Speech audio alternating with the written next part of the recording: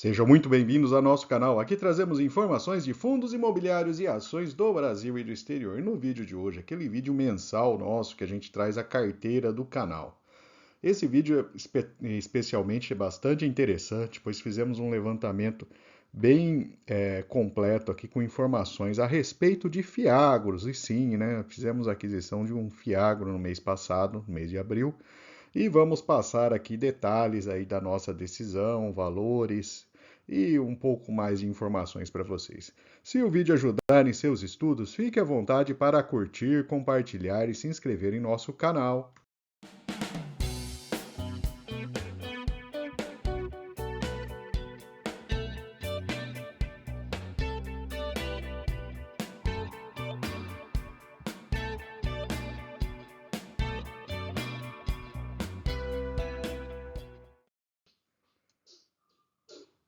Vamos começar então com um resumo da carteira, né? A gente tinha ali um valor de 20,41 no mês passado, a gente teve diversos fundos pagando rendimento, inclusive dividendos das ações da Vivo e da Porto Seguro. E tivemos aí pouco mais de R$ 300 de rendimento no mês, mais os aportes de R$ 5.000. Então vamos trazer os dois setores escolhidos para os aportes do mês passado. Então foram as ações de energia elétrica, buscando principalmente ações de empresas geradoras. Uma vez que a gente tem transmissora, distribuidoras, a gente focou aí para diversificar um pouco, trazer um pouco mais as geradoras, né? E também o Fiagro, né? Então a gente fez um levantamento bem detalhado. Acredito que vocês vão gostar, fique com a gente, né? Nós vamos trazer mais informações a respeito de alguns fiagros avaliados aí para fazer um investimento.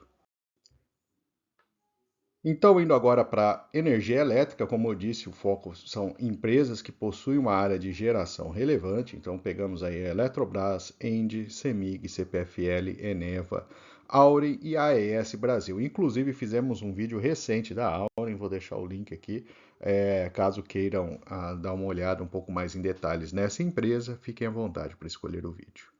A CEMIG é uma empresa que a gente já tem uma posição relevante dentro da carteira e optamos por esse motivo de tirar ela das finalistas aqui que escolhemos, né? Tem duas empresas aqui que têm uma taxa de valor de empresa por EBIT e dívida líquida bastante relevante. Então, por esse motivo, a Eneva e a AES Brasil ficaram de fora.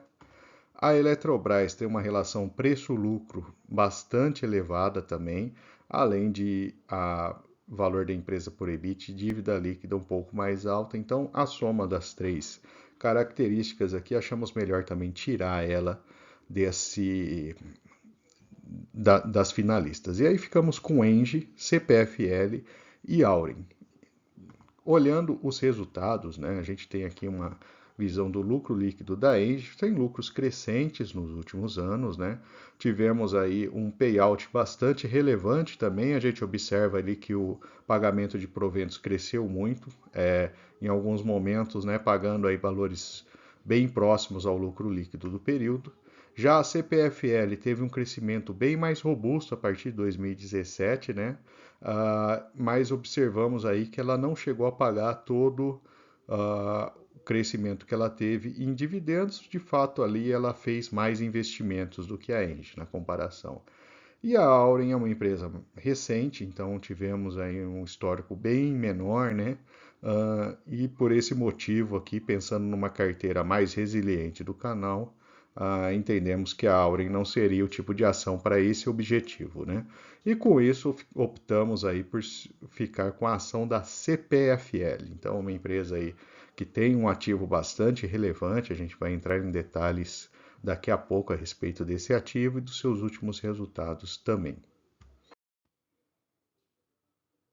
Então, como eu disse, né, que tem uma visão geral dos ativos da empresa. O mais forte da CPFL é a área de distribuição, mas a área de geração ela apresenta também um valor robusto. Ali são 4,4 gigawatts de capacidade instalada.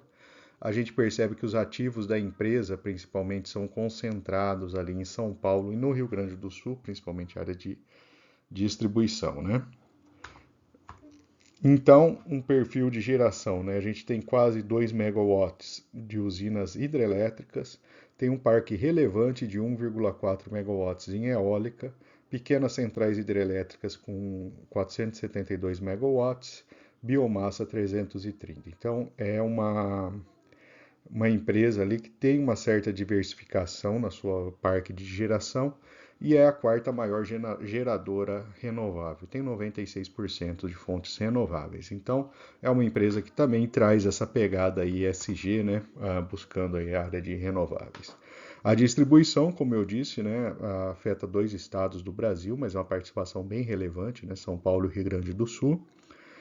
14% do PIB do Brasil, então são estados, né, bem importantes na contribuição ali do resultado do país e uma área aí de 23 milhões de habitantes. Então dá uma ideia também do porte da empresa. O desempenho financeiro, a gente teve um crescimento de 18% ao ano no EBITDA nos últimos 3 anos, o crescimento de 6,8% no lucro líquido e a empresa também aumentou o seu CAPEX no período. Inclusive, falando de CAPEX, a gente tem aqui uma estimativa bem relevante de quase 6 bilhões por ano nos próximos 5 anos, né? Então, é um investimento bastante significativo, né? E desses 25, a gente tem 1 bilhão aí em investimento na área de geração. A empresa, como a gente viu, né, ela tem tido um payout um pouco mais baixo, né? Mas principalmente aí por conta desses investimentos, né? E a gente vê aqui a alavancagem dela, ela tem uma dívida de 24 bilhões, mais 1,9 de dívida por EBITDA. Então, é uma dívida alta, né? O porte da empresa é muito grande, mas é uma dívida sob controle pelo porte da empresa. Em termos de cotação da empresa, né, a gente observa o gráfico aqui dos últimos 5 anos, né, ela está num patamar um pouco mais alto de cotação, mas é uma cotação crescente, né? Então, fica essa observação. A empresa, principalmente aí de 2015 a 2018, passou momentos um pouco mais críticos, todas as empresas, né, da área de energia elétrica, até se recuperarem aí, né, de intervenções, períodos de secas prolongados, né? Então tivemos aí uma perda de capacidade de pagamento de dividendos, mas que foi retomado logo a seguir, né? Então hoje a empresa está com 4,7% de dividend yield, né? É um indicador bastante interessante, o ROI de quase 30%, a margem líquida de 13%. Ela teve crescimento aí de receitas em 5 anos de 8% ao ano e lucro de 35%. Portanto, é uma empresa com um ativo bem robusto, mostra aí crescimento dos indicadores, né? Então, para uma ação que a gente busca mais resiliência num setor importante da economia, ela se encaixa muito bem aí dentro da nossa carteira. E vamos agora para o ponto mais interessante, né? Principalmente você, investidor que pretende investir em um Fiagro, né? A gente montou essa tabela com os principais Fiagros em negociação na Bolsa. Então trouxemos aí um resumo, né, de vários indicadores, né? Dividend yield, preço por valor patrimonial, tamanho do patrimônio, liquidez diária, número de cotistas e o percentual de distribuição entre CDI e IPCA, que são os dois principais indicadores desse tipo de instrumento, né? Então, fica para vocês aí essa tabela, eu acho que é bastante interessante, né? Dar uma visão completa, você não precisa, né? Cada um com o seu investimento de carteira, né? Não precisa necessariamente investir no mesmo que nós vamos escolher aqui, mas é interessante para você ter uma visão global. Então vamos para as exclusões aqui dentro da tabela, né? O SNEG 11, né, é um Fiagro que está sendo negociado exatamente no valor patrimonial. Por ser o único nessa situação ali, a gente excluiu ele, ok? Também excluímos os dois com menor liquidez, então liquidez aí abaixo de R$ 1 milhão a gente excluiu. E também os menores patrimônios. Então pegamos aqui um grupo, né, deu 5 Fiagros aí de menor patrimônio, né? E com isso a gente ficou entre 3 opções, o Vigia 11, o KNCA 11 e o Rura 11. São 3 Fiagros, né, com boa liquidez, grande número de cotistas, um patrimônio robusto. E vamos entrar um pouco mais no detalhe de cada um, né? Então aqui, começando pelo Vigia 11. Ele tem uma concentração setorial grande, né, em distribuidoras e cooperativas, né, então ele tem esse lado negativo, né, e ele é 100% indexado ao CDI, em CDI mais 5,1% ao ano. O KNCA 11, né, ele já tem uma diversificação um pouco maior de setores, né, bioenergia, produção de insumos, proteína animal, distribuição de insumos, e ele tem um equilíbrio bastante interessante entre CDI e IPCA, né? Ele está com CDI mais 4,6, né, e IPCA mais 7,1. Então é um Fiagro bastante interessante, né, um pouco mais diversificado do que o Vigia 11. E trazendo o Rura 11, ele tem aqui também uma diversificação bem interessante em termos de setores, né? Açúcar e etanol, produtor rural de grãos, máquinas e implementos, defensivos, fertilizantes. Então ele é bem mais diversificado. Em compensação, ele é totalmente indexado a CDI mais 4,1. Olhando por alto, né, uma decisão totalmente pessoal, né, a gente optou ali pelo KNCA 11, né, por ele ter uma taxa um pouco maior relacionada ao CDI, 4,6, né, maior que o Rura 11, e ter também essa perninha ali na indexação pela inflação. Isso daí torna o KNCA 11 um pouco mais interessante na minha visão. Vamos então trazer alguns detalhes do KNCA 11, né? A sua cotação histórica, o valor dele está mais baixo do que ele foi negociado há algum tempo. Inclusive, podemos observar ali uma ligeira queda no valor da sua cotação, que não é um dado positivo para ele, né? Mas a variação foi relativamente pequena. Os dividendos, né, a gente pode considerar uma certa estabilidade. Alguns meses ele paga ali um valor um pouco mais alto. Não aconteceu esse ano ainda, mas a gente observa no histórico dos 2 últimos anos isso. Os principais devedores, né, a Cocal, que é uma cooperativa de açúcar e álcool, e a Salto Botelho e Agroenergia, também dessa mesma área, né? Inclusive essa área de bioenergia, né, responde aí por 39% do patrimônio praticamente. Depois vem produção de insumos e proteína animal. Então essa é uma visão bem geral, bem resumida ali do KNCA 11. Olhando sua tabela de resultados, né, a gente observa ali, ele consegue uma receita, né, de quase 24 milhões por mês, só dos CRAs e CRIs, né, então é um resultado bastante robusto. E, inclusive, ele distribuiu ali um valor ligeiramente mais baixo do que o seu resultado, aí um valor de 1,14 por cota. Ele tem uma reserva de 0,05.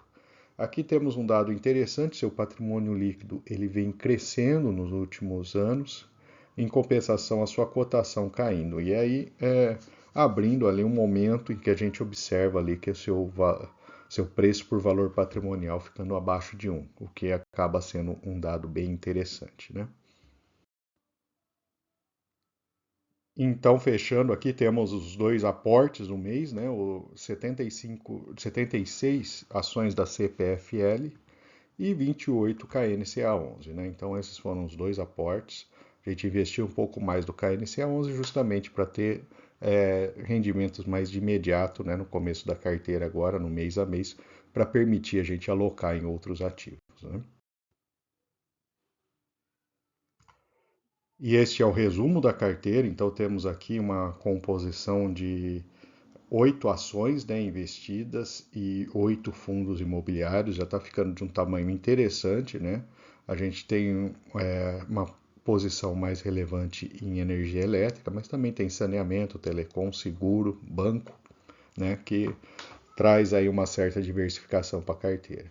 E do lado dos fundos, né, a gente tem o Fiagro, o fundos de papel, urbano, logística, shopping, né, compondo aí a posição da nossa carteira. Então, uma visão gráfica aqui, a gente tem um pouco mais de fundos imobiliários que optamos por fazer esse investimento. E a renda no último mês foi de quase R$ 335. Começa a ter uma renda relevante, né, no mês a mês ali, que já permite, por exemplo, comprar mais 3 cotas de fundos imobiliários somente com o valor de renda obtido, né? E esse é o interessante desse tipo de estratégia, né? E aqui temos a visão, né, dos aportes e as compras de ativos que foram feitos nos últimos meses. Então a gente consegue já há algum tempo comprar mais ativos do que os aportes que a gente vai colocando na carteira, mantendo esses aportes fixos aí no mês a mês, né? E espero que tenham gostado do nosso vídeo, montando a nossa carteira ali, trazendo informações adicionais sobre os ativos que estamos investindo. E gostaria de pedir que compartilhe o nosso vídeo, deixe o seu joinha, isso ajuda bastante no algoritmo ali para identificar o vídeo como relevante. E se não for inscrito, se inscreva em nosso canal, isso também ajuda bastante a divulgação desse tipo de trabalho.